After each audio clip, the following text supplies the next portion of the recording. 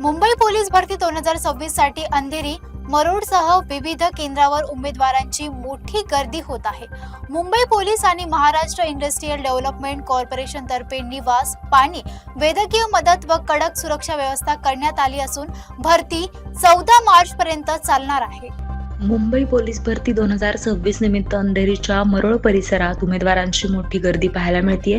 राज्याच्या कानाकोपऱ्यातून आलेल्या तरुणांसाठी MIDC पोलिसांनी विशेष सुविधा उपलब्ध करून दिल्यात। मैदानी चाचणी दरम्यान उमेदवारांना पिण्याच्या शुद्ध पाण्याची आणि अल्पोपहाराची सोय करण्यात आली आहे। धावण्याच्या चाचणीत किंवा इतर शारीरिक कसोट्या दरम्यान त्रास झाल्यास तात्काळ उपचार मिळावेत यासाठी वैद्यकीय कक्ष आणि रुग्णवाहिका मैदानात सज्ज ठेवण्यात आली आहे। रेल्वे स्थानकापासून भरती केंद्रापर्यंत पोहोचवण्यासाठी विशेष मार्गदर्शन केंद्र उभारण्यात आली असून गर्दी नियंत्रणासाठी कडक पोलीस बंदोबस्त तैनात आहे। तसेच स्वच्छतेसाठी फिरती शौचालय आणि स्वच्छतागृहांची व्यवस्था करण्यात आली।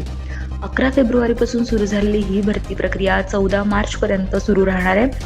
उमेदवारांनी अधिकृत सूचनांसाठी भरती पोर्टलकडे नियमित लक्ष ठेवावे असे आवाहन करण्यात आले।